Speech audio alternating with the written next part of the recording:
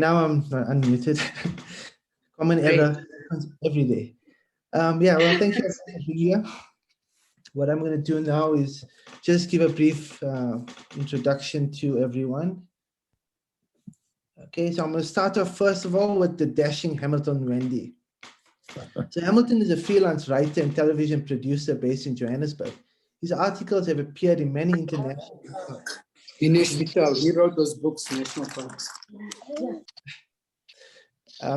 In South African newspapers, magazines, and websites, including BBC, National Geographic Traveler, the Chicago Tribune, GQ, Maclean's Magazine in Canada, Travel Africa in the UK, the New Zealand Herald, the Buffalo News in the US, the Sunday Times, Business Day, the Sunday Independent in Johannesburg, and many others.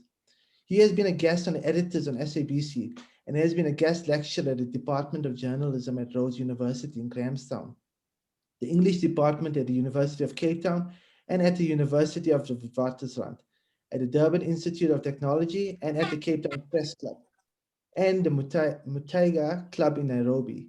He has also appeared on a number of radio and television programs, including MSNBC, SABC TV, AM Live, and on Radio 702.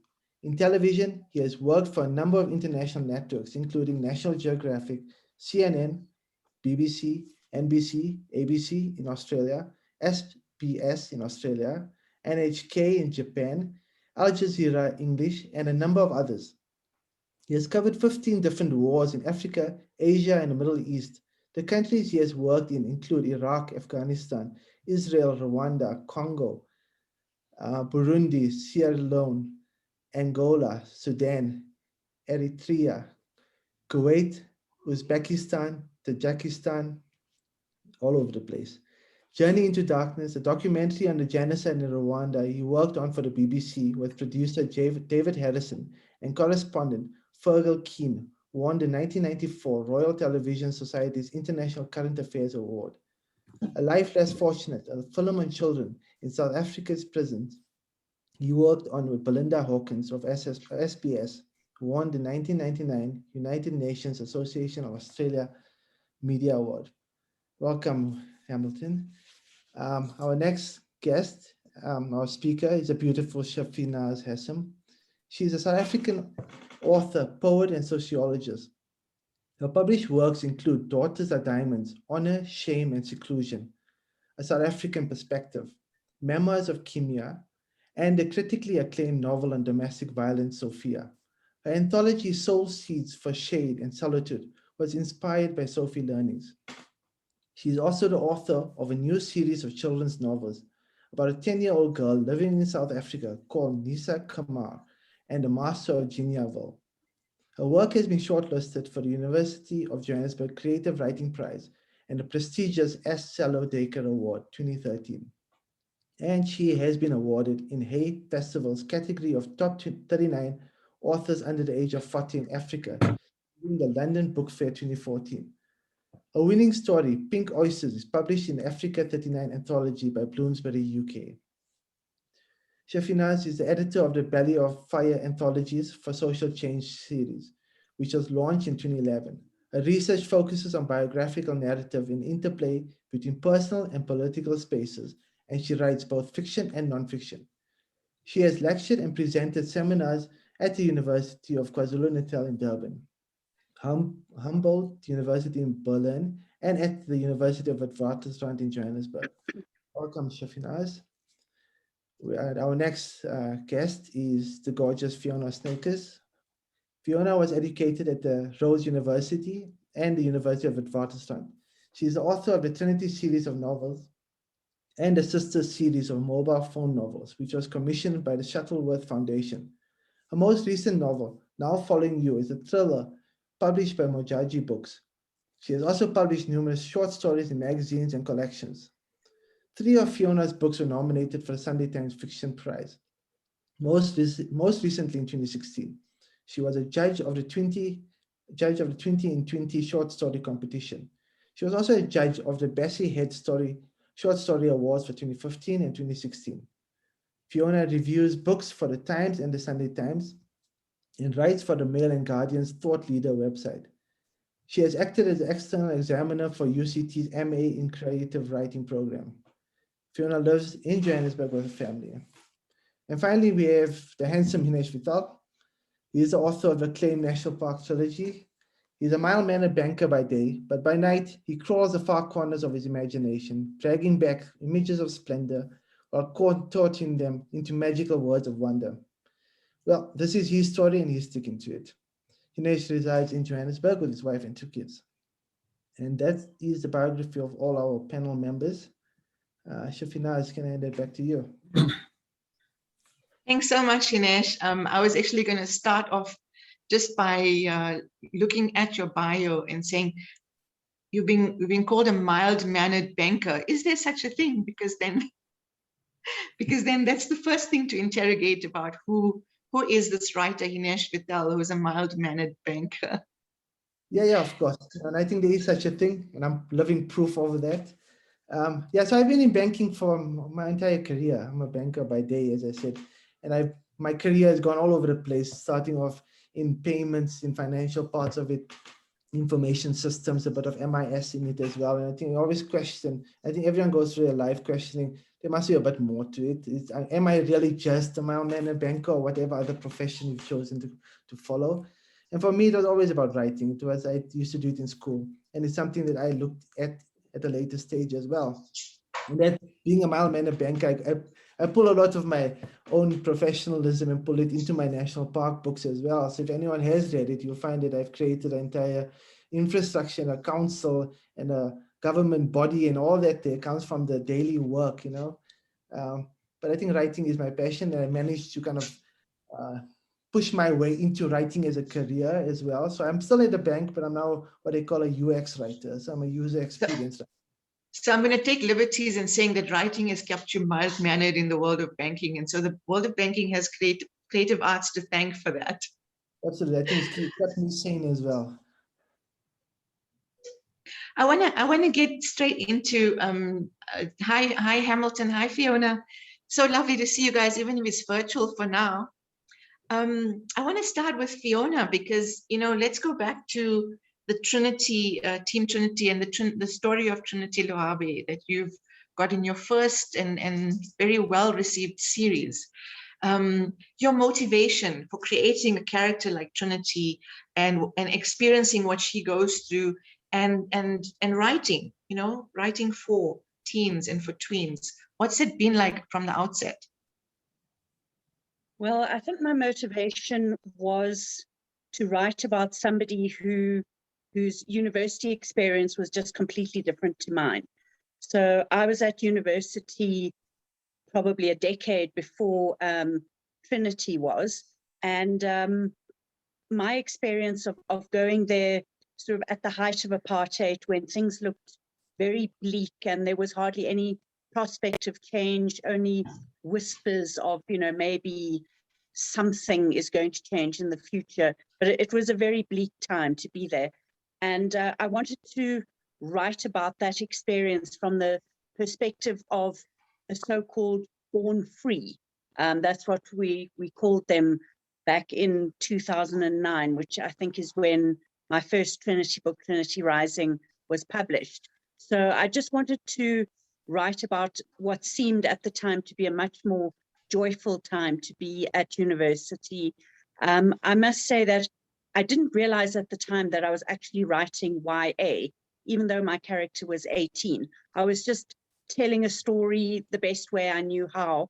And it came as a surprise to me when my publishers told me that my books were most popular with teenagers.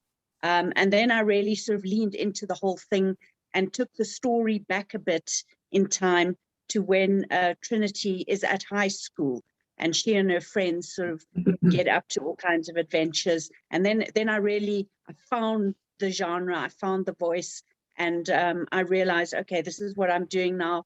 I'm writing YA, I'm writing for teens. So when you start out writing that first book, are you really aware that it might develop into a series? Is there a difference in process in writing book one and then in engaging and getting to know your character as you develop the series? Yes, I did know that I was writing a series from the beginning. but I thought it would go forward in Trinity's life. And indeed, the first sequel, Trinity on Air, finds Trinity out of university and starting her first job as a reporter for a talk radio station in Johannesburg. And then I went back in time to deal with her teenage years.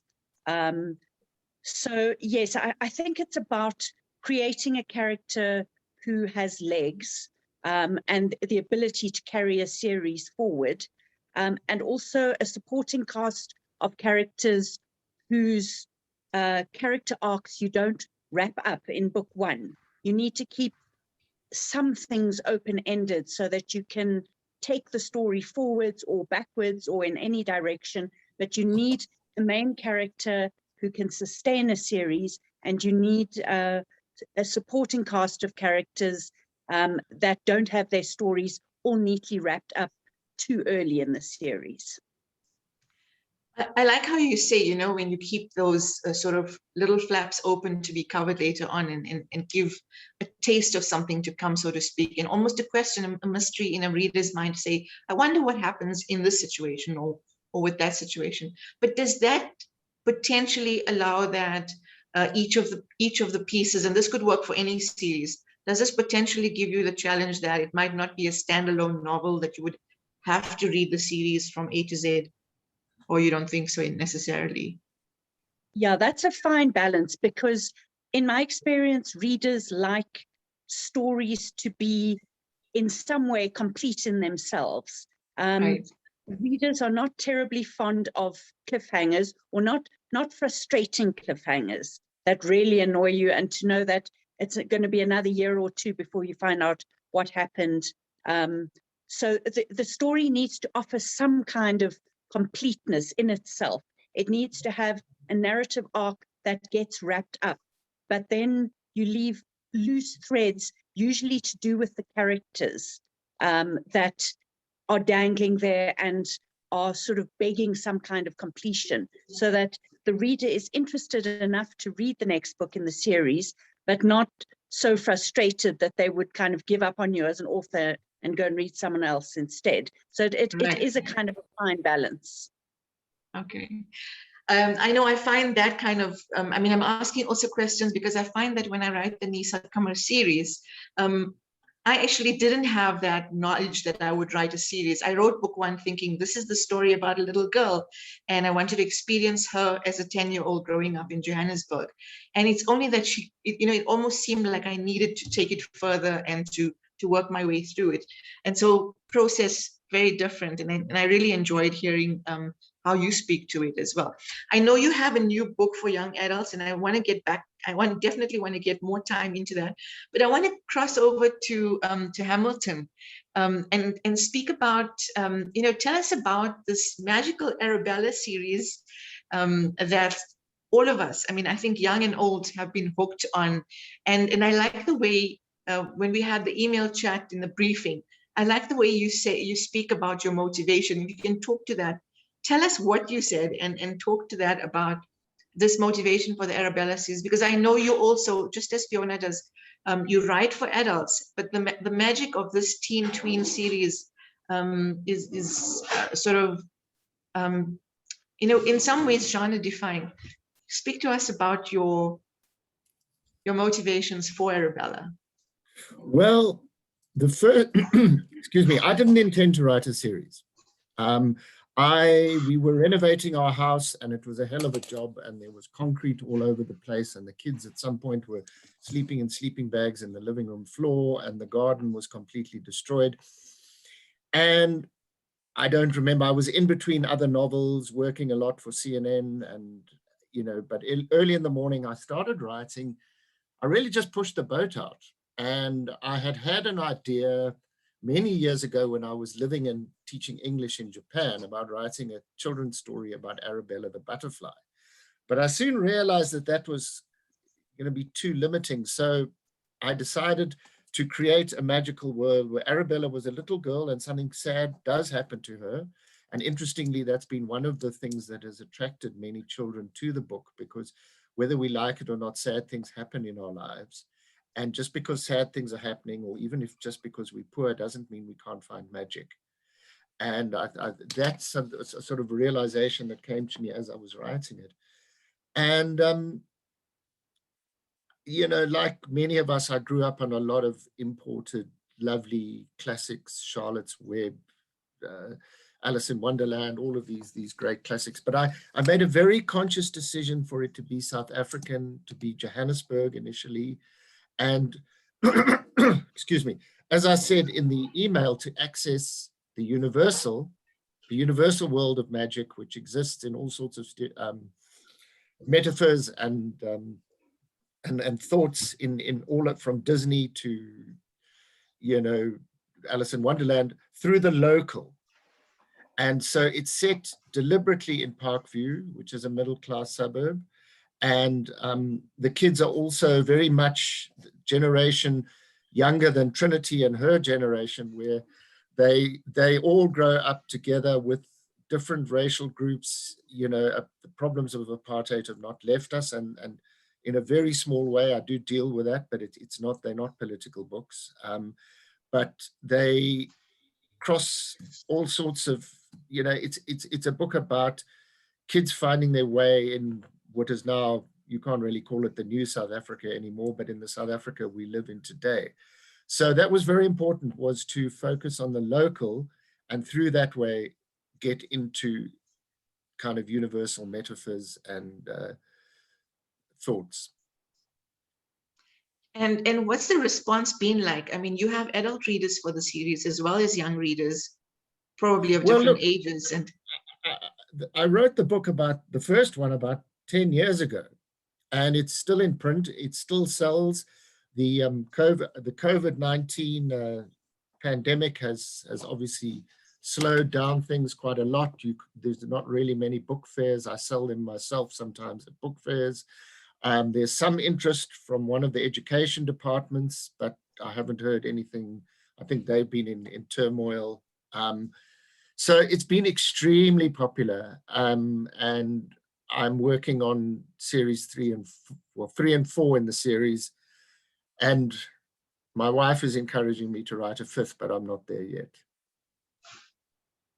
And so Arabella, the series will grow as it demands more. No, Arabella's not going to grow. It all happens. Time is indeterminate. It all happens in about a year. But time is, you know, I mean, one can get slightly philosophical about it. I decided not to do the Harry Potter thing where the characters grow older. It's centered around her relationship to the real world, if you want to call it that, or the everyday world and the world of magic. So she is always 11 years old. 11 is a special number. Why 11 in particular? Well, my daughter was that age. Okay. So particularly in the second one, I was able to access a lot of talk about the popular girls and the unpopular girls and the little friendship groups that break up and the hurt that causes. And in the next one, there's a bit of cyberbullying, which I think is a very important issue. It's something I didn't have to grow up with as a kid, and I think a lot of us didn't. So that there is a core of real issues, real social issues that Arabella has to make courageous choices, and she has to choose. And at one point, even in the world of magic, she has to choose whether to support her friends or whether to support,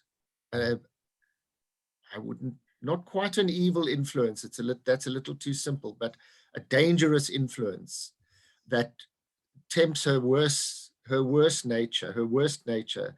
And she has to make that decision on her own. Her friends don't help her. She must choose. And until she's chosen, she's stuck. And I think that happens to all of us in life. When we have a difficult choice ahead of us, we can get stuck, you know. So yeah, there's a lot of, I don't know if you want to call it reality, but dealing with issues that are pertinent to our country at the moment. I think, you know, I mean, it's an interesting challenge, probably getting into the mind of 11-year-old child, but at the same time motivated by wanting to create dialogue, because children are opinionated, have opinions, and want to know more about the world around them, and want to find solutions for the kind of things that they encounter. And so now you're interplaying this with your magical realism, social issues, the aspect of social issues, and understanding a child growing up and forming identity. Has this provided any challenges along the way? Yeah, look, when you create a magical world, you can't just have a magic wand that sort of waves across and solves all the problem. You've got to set up certain rules for the world of magic, and the characters have to act within those rules. And by that, that humanizes them even more, because they must make choices within those rules. And so for me, magic is a metaphor for the possibility of human transformation. It's not simply a kind of a zimzalabim, and a spark of lightning and everything's solved.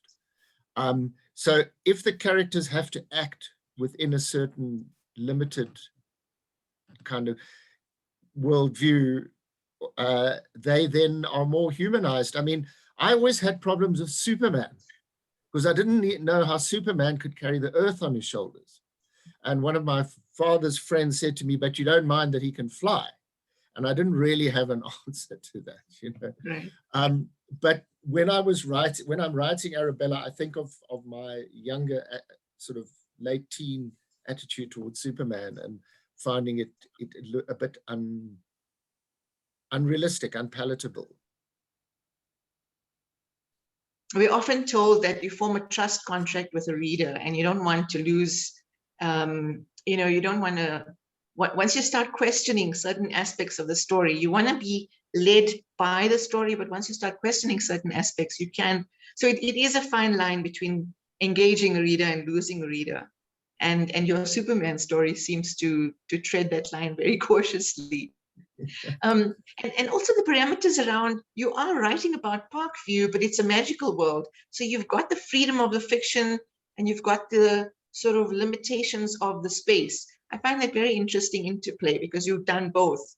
Whereas it's easy to just rely on the magical and give you sort of this creative freedom to just do whatever you do. And so, that's given me also something to think about. I just want to hear also now from Hinesh. I mean, the National Park Trilogy. Tell us about, where did this get started? Where is it placed? And who are your characters? And what's most fascinating about them? Yeah, sure. So the National Park Trilogy started off more from a trip to the Kruger National Park. So it's very South African as well. My inspiration did come from the park itself. And while we were in the park, I thought to myself, here we are driving through this park. We spotting out for the tigers and not the tigers, lions and the buffaloes and so forth. But what if these animals are looking back at us in return? And what if they have an entire governing structure, and everything that they do is about these human visitors? And I thought at the time, this would be a cool Disney animated movie. I'm like, okay, one day maybe it'll be up there or something like that. But then I thought a bit more about it. And I thought, wait a minute, I could actually possibly write a book about this. And that's where the journey started. And my main character, the title character, is a little pug. It's a little dog. And then he goes on this adventure with his family. And they get into the park, and then he gets lost. And then he meets a lion, and they form a close bond. And as they go through the park, the lion explains to the dog that this is much bigger. We have this governing structure. There's a council that's made up of the big 5 animals. And everything that they do is about the interaction with the human visitors.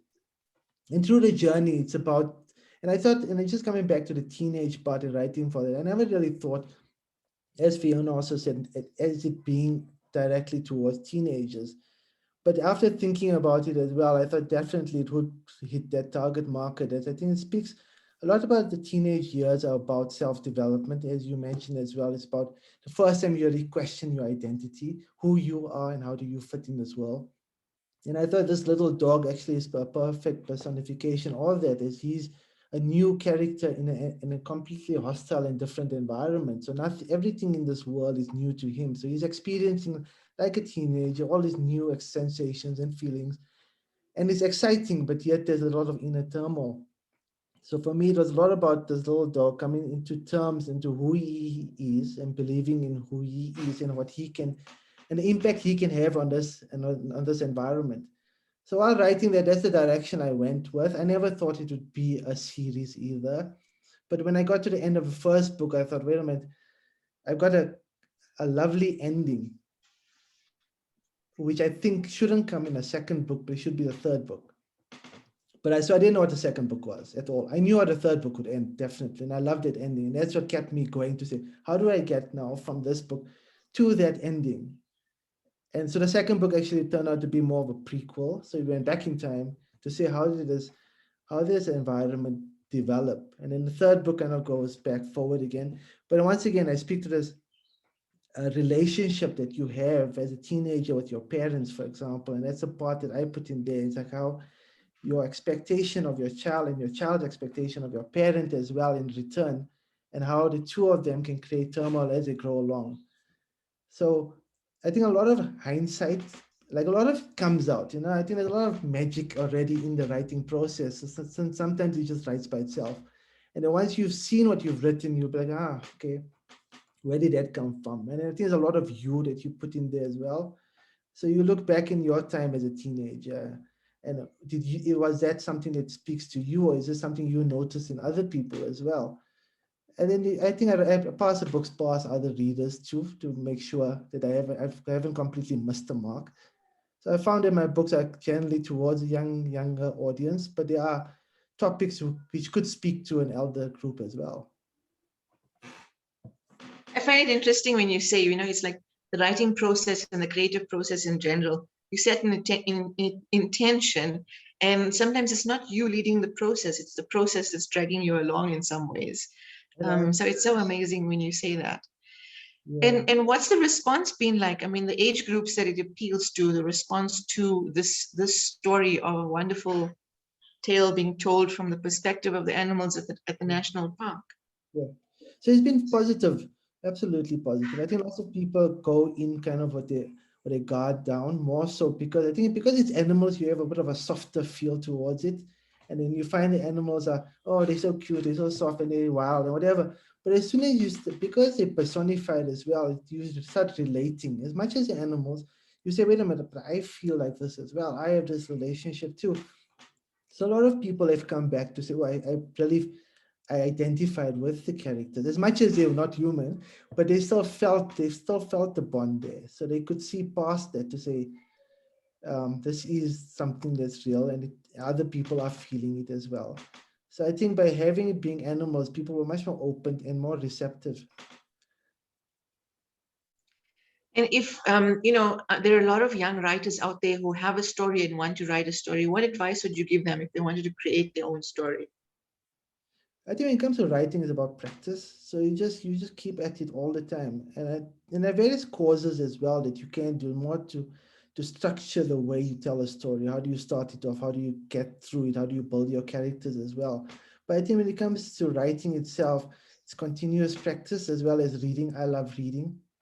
I know writers who don't read at all, but they got a knack for telling a story, So I think they get the inspiration from elsewhere, or maybe from TV even. I think you can see the structure of how a TV show flows, So they get the inspiration of how they put it down into words.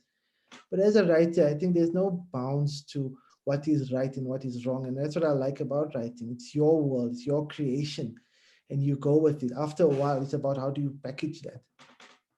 Because I really feel, as much as we're writing for teens and tweens, and it's been fun and successful in some ways. I have this thing where we encourage younger writers to write their stories, to write from their perspective, not just to read the perspective. Yeah. And I think there's opportunity for that. I want to talk now about the school gates, Fiona, because I know you've just launched that just a short few weeks ago, and I have yet to get hold of a copy, but this is, as far as I know, a standalone novel, a new novel, a young adult story. Tell us about this book in particular. Okay, well, The School Gates isn't actually a young adult novel. It is a book for adults, but it has, because it's set at a school, it has a number of characters who are children. And as Hamilton said earlier, one needs to, it helps if you have the dialogue of children in your ears, and you can sort of pick up the cadence of what they say, pick up their preoccupations. And I started writing that book when my youngest child was 10 at the time. And I set it in a world of 10-year-olds, 9 and 10-year-olds. And I had their preoccupations and their dialogue and the way they spoke very much in my ears all the time. And I could reproduce it so nicely on the page. I'm not sure I'd still be able to do that, but it's just so useful to have those children's voices echoing in your head in real life all the time, to be able to capture what they say, how they say it, and what they are so preoccupied with. But yes, the School Gates is actually a book for adults. It's a book about private school parents and how obsessed they tend to get about the success of their kids. Every child has to be an Einstein and a Ronaldo and a Beethoven, and anything less than that is just not acceptable. So it's about the kind of preoccupations and obsessions of private school parents and how things can get a bit out of hand when the parents become overly ambitious. But it's also about the children themselves and their interpersonal relationships. And for that, it was just great to be surrounded by that age group and to be able to tap into what interests them. And obviously, you've already written the Trinity series aside from your many adult novels. So you've had that being able to get into the mind of a young protagonist as well. I do wish you everything of the best with the School Gates. I'm still looking forward to reading a copy of it. So it was easy for me to make that without really having done my homework, obviously, to make that connection that it was young adult. I think we should open the floor to questions, because we've got such a nice sort of audience today. It says 21 participants and a very, very valuable panel. Either if you want to write a book or if you've always wondered what it takes, and especially getting into the minds of each of these storytellers, very accomplished storytellers. I don't know if questions are going to come up from the chat. Can you tell us a bit about Nisa Kamar as well? You haven't spoken about your writing journey. So, and we can obviously get some questions coming through. With Nisa Kamar, I wrote book 1 in 2016. You know, I mean, obviously as a reader, I would have always wanted to read a story that was local back when I was growing up. But I read all the Enid Blytons and the Nancy Drews and Thomas Hardys and all of those, the Hardy Boys. And so Nisa Kamar is really about a 10-year-old girl. The background's not allowing me to actually show the book, but it's about a 10-year-old girl growing up the way I did, but also experiencing either, you know, whether it was just the challenges that we experience daily, or some of the sort of the, you know, the stories about jinn and things that we heard growing up, and sort of demystifying some of that. So it's the Master of Geneva, and it's really a story of good versus evil. And I didn't think I would write a series, but Nisa grew on me and with me. And so book 2 is called the Rainbow Healers Society, where she deals with bullying in the classroom. Book 3 is called The Legend of Kothar, and she grows. It's a school, I've been going by school year. So in book 3, she is on a trip to Cape Town, and they discover the legend of Kothar.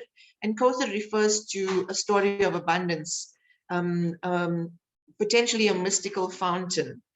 And book 4 was launched a few weeks ago. It's called The Circle of the Astrolabe, and the astrolabe is an antique timepiece, something that's used to measure time. And so there's a play on that. and on an environmental disaster that happens under the city of Johannesburg, where green slime starts to bubble out over the city and lockdowns are put into place, schools are closed, and gas masks become the order of the day until the kids can figure out within a limited period of time what exactly happened, who caused this, and what the story is all about. So there is aspects of social consciousness, kids being able to find solutions through these problems. And it all started out with book one, which was really about a tale of good versus evil. And that's basically me growing with Nisa Kamara helping me to grow. Thank you, Hinesh. And is there more to come? I certainly hope so. Wonderful. So we have some questions coming up in the chat. Aisha Kaji says, hi, everyone. Have read the young adult work of all four, so congratulations. Thank you. My question today, Shafinaaz and Tony, you've both written a magical aspect into your books. Was that difficult or was it liberating? I'm going to let Tony take this one. We're not going to get away. Please unmute yourself. We're not going to get away with just very liberating. Yeah, no, I find it totally liberating. What I was very clear about is that I wasn't going to be bringing in more judgy and other well-known African tales. I was going to create my own personal mythology and my own personal magical rules. And, who knows where the absolute source of all of this comes from. I mean, I've read Ovid's Metamorphosis many years ago, which has been an influence, but there's no direct influence. I really create my own mythology, my own villains. And so that's something that it sometimes takes me 2 days, if I've got time, of sitting in my office, which you can see behind me with all the books, going through ideas particularly for villains' names. And a lot of villains' names, unfortunately, tend to become Bulgarian construction companies if you Google the name. So you have to be quite careful that you're not inadvertently creating a name that can mean something meaningful in another language or another culture. So I find that very liberating. At the moment, I'm doing a lot with time and the meaning of time and not making it too complicated because really I don't even understand it myself. But yeah, it's very liberating. I think I have to say for me, it partially was about the aspects that don't get spoken about, and so even though book one talks about jinn, and as kids you're told, but you don't say the whole word. So I turned that into J-folk, and you know how the kids say, but the J-folk, you're not supposed to do this or that because the J-folk. And it became, sort of the focal point for the story, where the Master of Geneva is really sort of a leader of the jinn who takes over certain areas and is almost like a weapon that's used by the forces of evil to bring out, and the children find a way to overcome that challenge. And so for me, it was actually about tapping back into how I made sense of the concept of jinn when I was growing up. And it was an interesting way to just play with it. And with some caution, because I can't say that I don't, do they exist? Don't they exist? Those are questions that still, because it's so part of the mythology of growing up, that one starts to examine just exactly how much of an impact those stories have made and what it means for children reading them today. And also giving form to them, giving form to that which shall not be spoken about. And so, yes, cautiously liberating.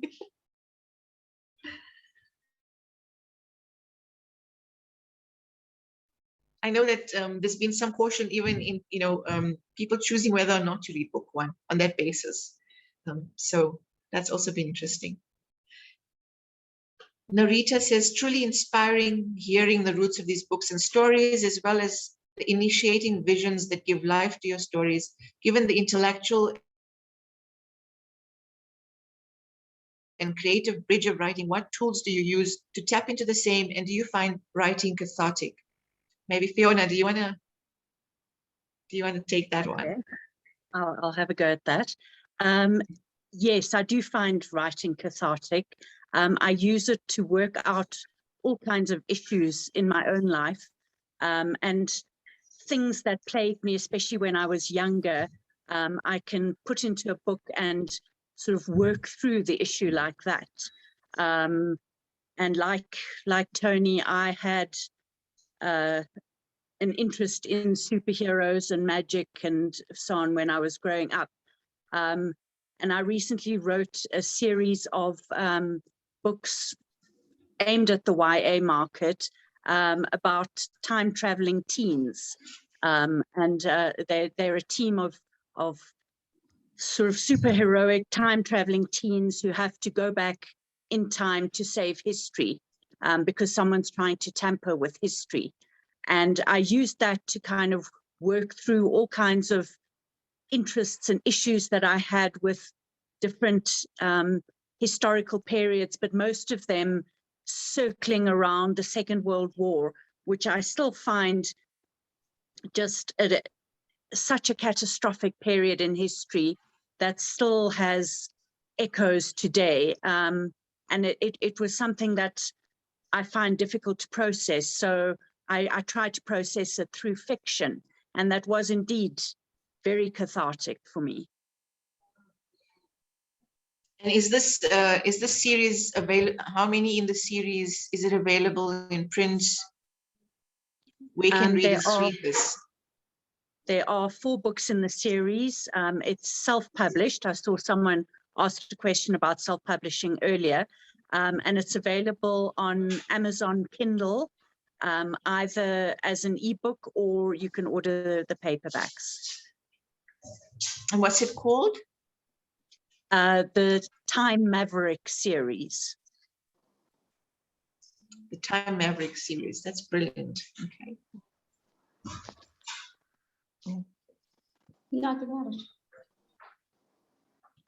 Let's see if we have a few more questions. But the video is not on. No? This is you.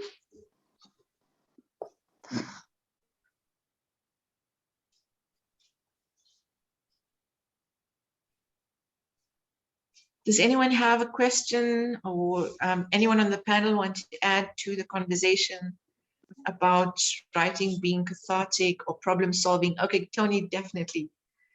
Let's hear your thoughts. Yes, writing is extremely cathartic. I remember going to a lecture many years ago. I was able to go to a lecture in New York City by Isaac Asimov. And Isaac Asimov was a force of nature. He would deliberately lock himself in his basement and stare at the wall, so he wasn't distracted by beautiful flowers and birds in his garden, and he would just go deep into the recesses of his highly knowledgeable imagination and write. But he said, and I found this, that if he's feeling a little depressed or perhaps out of sorts, just an hour's writing is a tonic. And it brings him alive. It brings him back to the quick and the meaning of his life. And I find that too.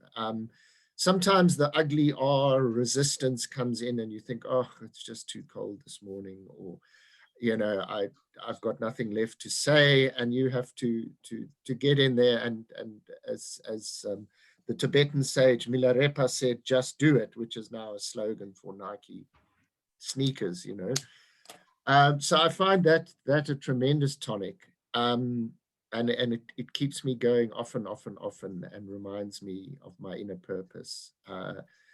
And so I'm even getting a little bit emotional talking about it, because it's quite an important thing to me.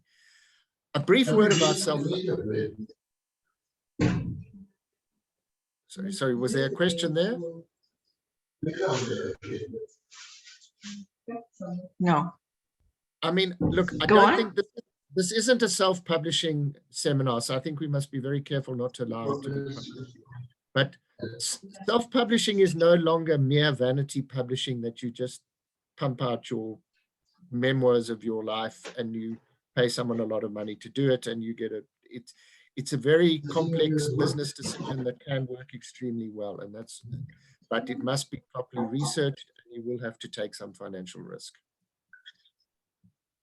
I think Fiona would agree with that. And Hinesh, I know you're a self-publisher as well, yeah, or independent publisher. Let's use the more correct term these days. Yeah, absolutely. I think you need to do your research to understand what you're getting yourself into. Self-publishing can be quite lucrative as long as you do. It's a lot more on your shoulders. You have to take it forward. But it can work well. So I think if people are considering it, it's something to look into. But in South Africa, I think we're quite fortunate as well, where you don't necessarily need an agent. So you should actually try out both options. Send out your manuscript while you're waiting, continue writing, and investigate as well what the self-publishing can offer you.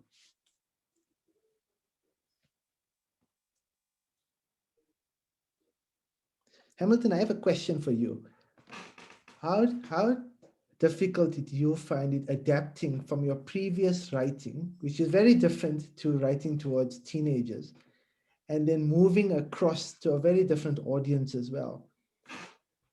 Well, I don't find it difficult. And the second part of the question, sorry, would be, what did you do to make the transition as possibly as seamless as possible, if that was possible? Well, first of all, I've always loved children's books. I've always loved mythology.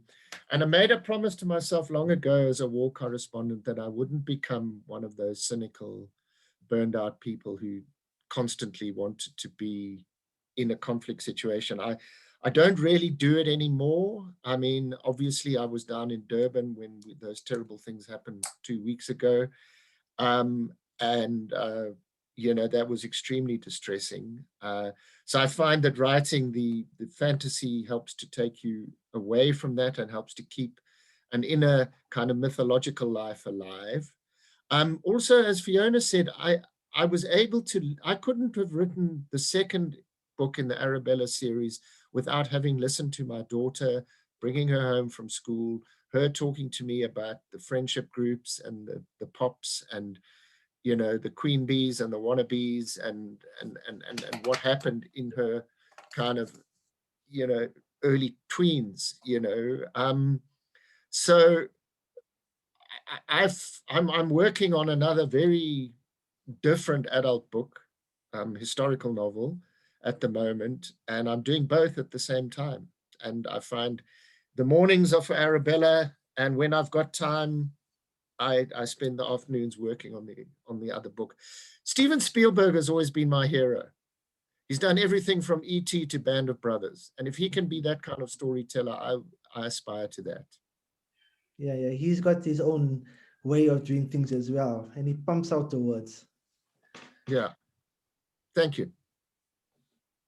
Yeah, great. Thank you for that. I'm attempting to write for children as well. So, I mean, when I say children, I mean like really small, from 0, basically. It's more for parents reading to their babies, and then maybe for under 8 as well. So then you end up researching by reading children's books. I've got 2 kids, so I read to them. So you have an idea of the style, but then you find that I find it so difficult to actually adapt. So to simplify, it seems to be more difficult than anything else, you know. So you have to put as much effort in saying as little as possible. And then obviously the illustrations have to speak to that as well.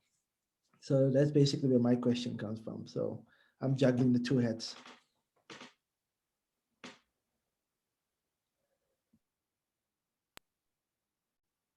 Hinesh, there's a question for you from Aisha. On the topic of personifying animals, do you ever get reactions from irate readers who feel you've invested their favorite animals with what they perceive as negative characteristics? That's interesting.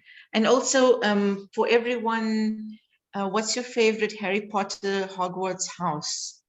I would say Gryffindor. Who wants to say Gryffindor? I think if she has a website, I forgot what it's called, where you can go through the sorting hat, and they kind of mixed it with some psychology to kind of put your personality with it. I think mine came up as Ravenclaw, but I think everyone who does it is like, oh, I want to be Gryffindor. Yeah. So just to answer the question as well. So no one has really said anything irate about a specific animal. I think I haven't purposely, like, I think if you're a lion, we expect you to be a bit aggressive. So not to say I made the lion now a bit soft or something like that, but I put them out as being more intellectual, as well as elephants, as well as the big five for that matter. I think maybe someone who would get upset is where I made monkeys as well as hyenas as the medical professionals. So maybe someone will get upset by that. But besides that, no one's really said anything. So there's no hyenas on the legal team or anything like that. We never know. Potential.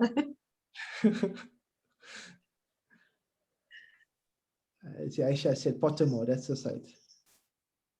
So if you want to find out which house you belong to, go try that out. It is fun. Fiona, you also have a series of about 9 or is it 12 books that start with the letter H. Yeah, I have quite a few self-published series on Amazon.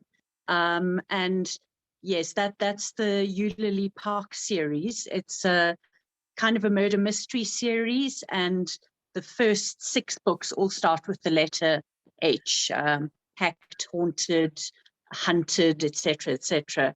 And then I have a cozy mystery series, and each of them have the word cat in the title. So the cat that had a clue, the cat that wasn't there, etc. And I've started a new series, also cozy mystery, but with more of a paranormal angle. The main character is actually secretly a witch, a good witch, a nice white witch, not an evil witch. And she uses her powers to solve mysteries. So yeah, I mean, there's plenty of scope in the self-publishing world to write whatever you feel like, maybe something that wouldn't be of interest to traditional publishers, but that there actually are readers out there for. So that gives you the freedom to write whatever you like and to find your market somewhere in the world. Most of my readers seem to be based in America. That's fantastic. And is it that South Africans are not downloading Kindle as much? Why would? Because you've already got an audience in South Africa, and do you think that people still prefer the print edition in South Africa? Yes, I think maybe it's just that South Africa does not have such a large reading culture. In America, the reading, the population is just huge, and there's quite a deep reading culture there, and you can really find your audience there. But yes, my South African readers certainly do follow me to Kindle. I see in the comments Aisha said that she enjoys my Cozy Cat series, so that's great to hear. Yes, there are readers who follow me across there. And that's great when you have readers that will read more or less anything you've written because it's you. Well, obviously, that's just the ideal. I wish there were more readers like that. Great stuff. On a roundup, if any of you want to add anything, Hinesh, Hamilton, I think we have just a couple of minutes left before this session is over. Any words of advice or anything to look forward to from your pen? I guess just keep reading. I think it's always great to have these fairs. It's good to hear from readers themselves. And I think the lines are, I think all authors like to get some form of feedback. So it's, I guess for me, it's always good to hear some thoughts. People like giving ideas as well. So keep the lines open. I'm happy to take questions or anything like that. Future, I've got a possible 4th book in the national park. It was called a trilogy. It's still a trilogy, but I liked one of the characters, so I've given him a spin-off novel. So that should be coming out hopefully in the near future. But thank you everyone else. Let me Awesome. just say that before everyone jumps in. This was a lot of fun. Yeah, thank you very much. I think I'd just like to underscore what Hinesh is saying is keep reading, keep reading, keep reading. You learn so much. I mean, I know Stephen King, who's an incredible master, said, you know, if you're not reading, you're not going to be able to write as well. Yeah, thank you so much to everybody for this panel. It's been great and I've learned a lot.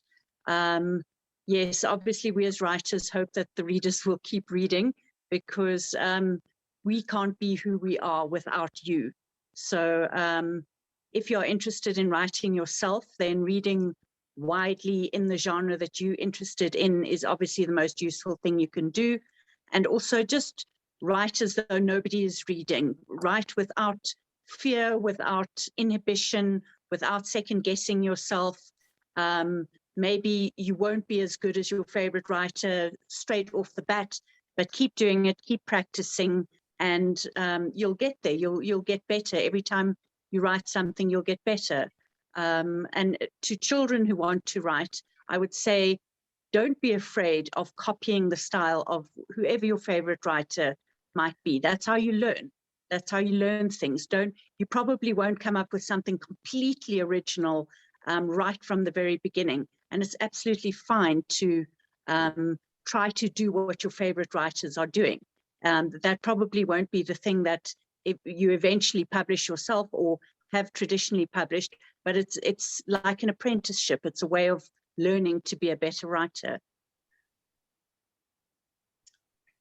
Some great advice there, and just about, you know, continuing to stretch that writer's muscle until you find your own voice, and that's the way to do it. And I know that, and I look forward to a lot more stories coming out from younger writers, because every time we attend these events, virtual or in the physical, there are lots of questions about people wanting to write their stories. And making those stories as local and as identifiable as possible. And so thanks everyone for joining in. Thank you so much to this esteemed panel. I'm always inspired after being on panel because I feel like, you know, I've refueled myself to write. And thank you so much to Jozisbbf for having this online event. It's just been wonderful. And similarly energetic as your physical book fair is, you've successfully managed to bring this online. Thanks again, everyone. See you at the next session, which is we'll be unveiling the cover for the new anthology on South Africanness, the essence of South Africanness. Thanks very much. Thank you, everyone. Bye.